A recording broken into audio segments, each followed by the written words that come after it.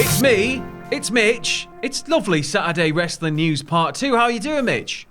I'm great, Sam. Thank you very much for asking. It's a Saturday. It's a beautiful day. There's a ton of football on this evening, so I'm very excited for that. But I feel like we've got some more wrestling news to get through before I can go and enjoy the football. Yes, so we better crack on with the headlines so you can get yourself all ready. An AEW commentator has mocked Hikaru Shida in a racist tone on Dynamite. WWE's COVID policy has been revealed, and has SummerSlam 2021's host been revealed?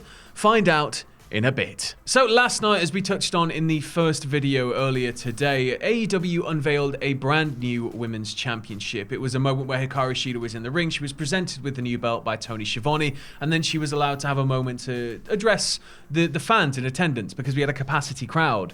And so, you know, it was just a very big moment. However, it was marred by something shocking that was happening just beforehand on the Spanish commentary table.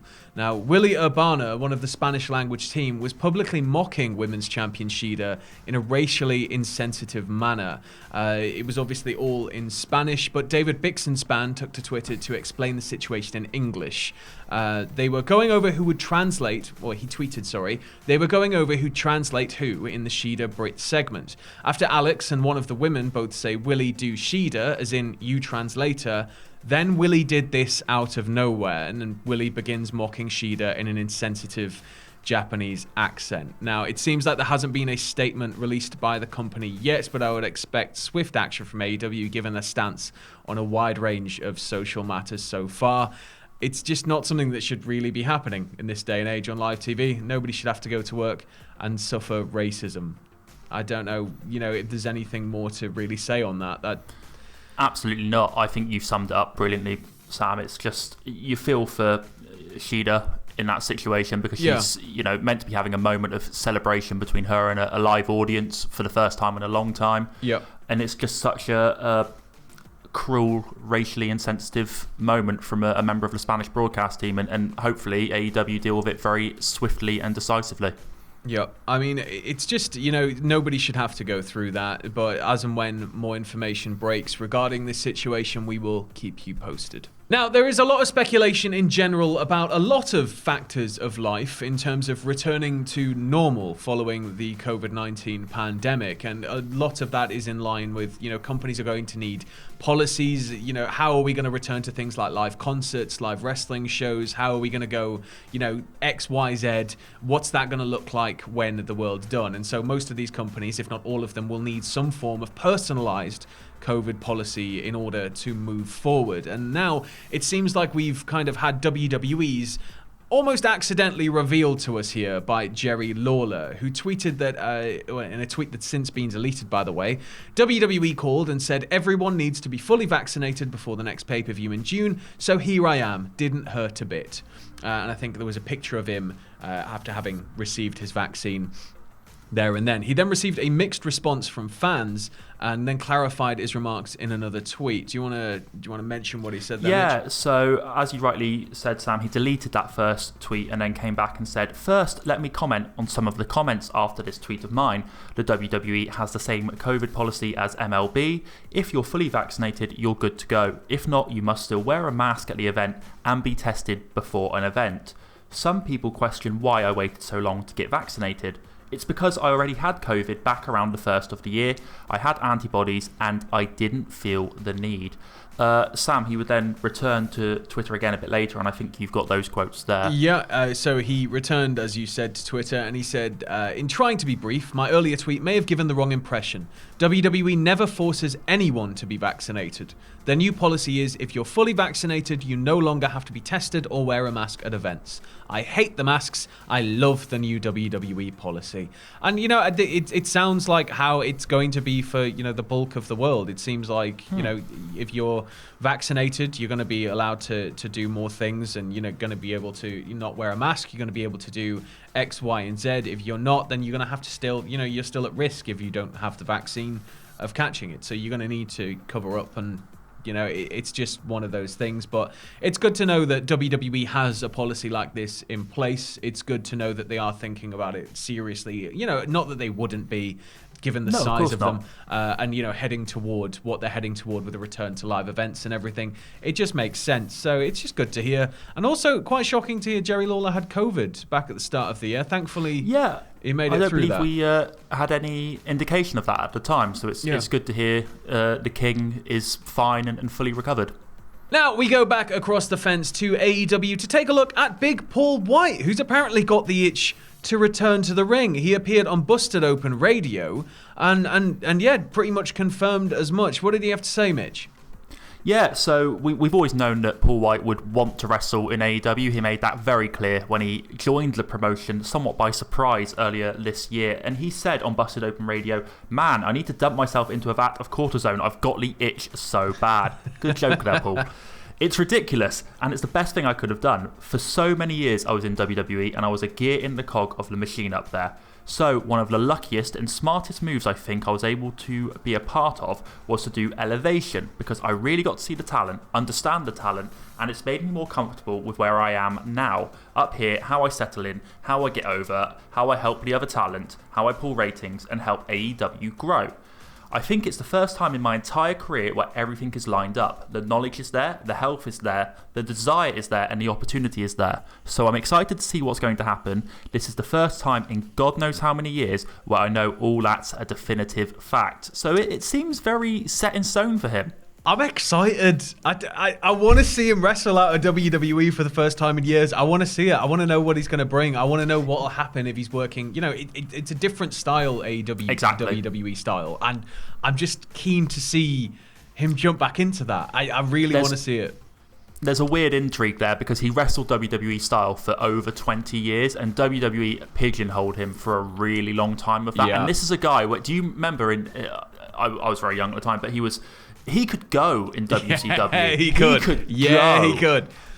But he singled out some people he potentially liked to work with as well if he was to return, to actually wrestling. And he singled out Lance Archer, Kenny Omega, Jericho, Hangman, and Austin and Colton Gunn as stars he'd like to work with, particularly those last two because they're Billy Gunn's sons and he'd like to just absolutely chop them all over the place. So it's going to be nice to watch Paul Wight make his, big return to the ring. I'm so excited, as we've been saying. That would be hilarious. You can just see Paul Wight with those two. Welcome to the business, kids. But how big are his hands going to be? It's going to suck. It must suck getting chopped by the Big Show. It really must suck. No, thank you.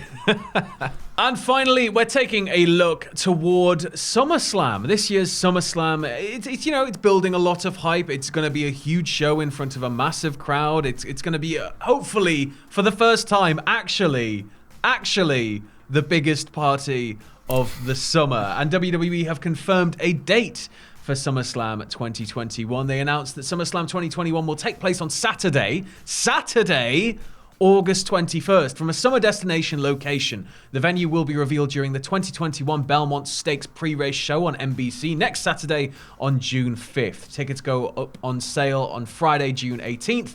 And WWE also confirmed 21 more live dates as part of their summer tour up until early September. Now, this is huge because there's also a rumor, because it's clashing, isn't it, Mitch? This event isn't running unopposed.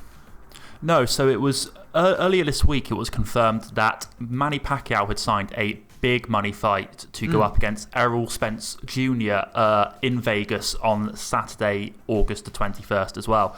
Now, WWE SummerSlam 2021 had also been rumoured for Vegas, which is traditionally a difficult town for WWE at the best of times, let alone when there's one of the biggest boxing fights of the year, the decade, ever. And the history Vegas has with boxing.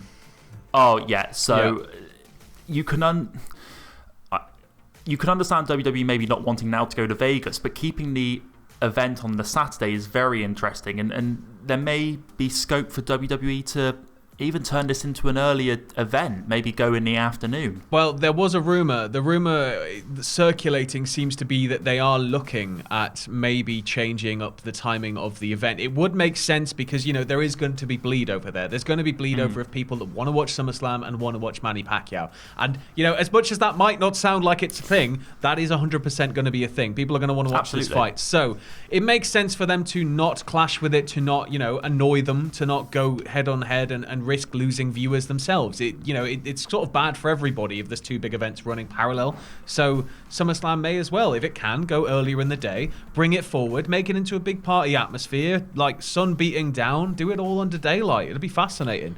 I reckon it could work. I'm interested to see. I mean, it's the first time there's been a single day WWE pay-per-view on a Saturday in so long, and I'm interested to see how it's received. Mitch, the lie-in! Oh my goodness, we don't have to get up and go to work the day after. I'm so excited. It's going to be great, but I think they may have done it because you think they want that high attendance, that attendance to be as big as possible.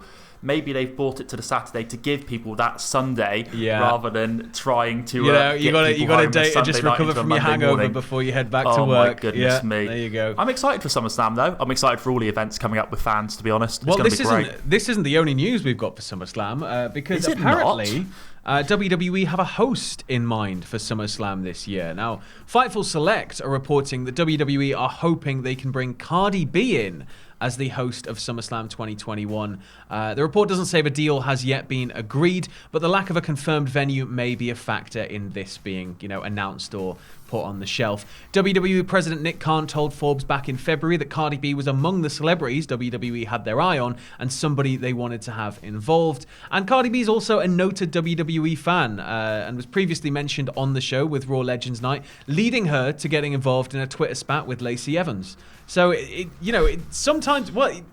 feels like a lot of the time with wrestling's bleed over into the mainstream, it kind of always happens by happenstance. And then if it's going to work out, it all just magically kind of goes and just comes together. So it sounds like something that could line up nicely. And, the addition of Cardi B is going to bring quite a lot of people, I'd imagine, just out of curiosity, who might not usually take a chance on something like SummerSlam to see her there and see what's going to happen, because you've got to think if she's a host and the back and forth she had with Lacey, there may be something involved a little bit more beyond welcome, see you later. There might be something else for her on the show.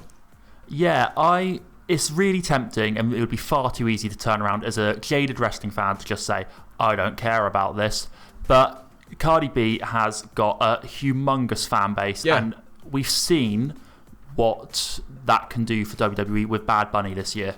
Yeah. And if Cardi B is a WWE fan, as we know, then she's going to be invested in what she's doing on the show and invested in the product. So, you know what? With how well it's gone with recent celebrity involvements, I'm willing to give it a chance. Let's see what she's got.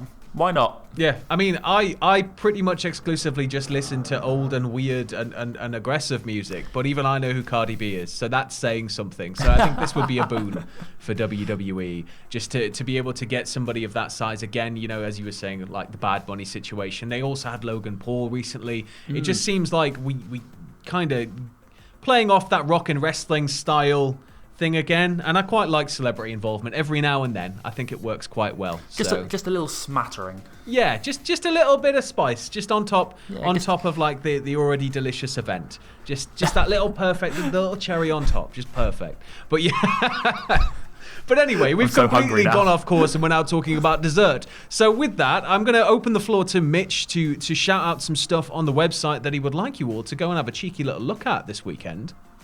Oh, that's very kind of you, Sam. You've put me on the spot, but there is some fantastic content on Cultaholic.com coming out of this week and going into AEW Double or Nothing. I would like to direct our viewers' attention to a fabulous feature written by Justin Henry on the significance of the Cody and Dustin Rhodes AEW Double or Nothing match from a couple of years ago. Yep. I've only recently seen this match, actually, and having seen the match and then read the feature pretty much just after, got me right here. Jack King wrote a terrific feature, as he always does every week, on the state of play in WWE, this time focusing on Raw. I can't do it justice because it's so well written. And a couple of other pieces we've got that have recently gone up. A very convincing argument from our main news writer, our head news hound, Aidan Gibbons, on why someone other than Kenny Omega should leave this weekend as AEW World Champion. I'm not going to give too much away because it's very divisive, but he nearly had me convinced, so go and give it a read. And I'm just going to give myself a cheeky plug as well here. In the news that broke, rumoured, I should point out, yesterday that John Cena will be returning at SummerSlam, I had some fun and played Fantasy Booker and looked at 4 potential candidates to stand across the ring at SummerSlam from John Cena. So plenty of awesome content over at Cultaholic.com. Go and check it out now. And on that note, we're going to say goodbye for now. I am going to get very drunk tomorrow as it's my birthday. I will see you all next week. We will have a good one. I promise. We'll be back. See you later. Bye!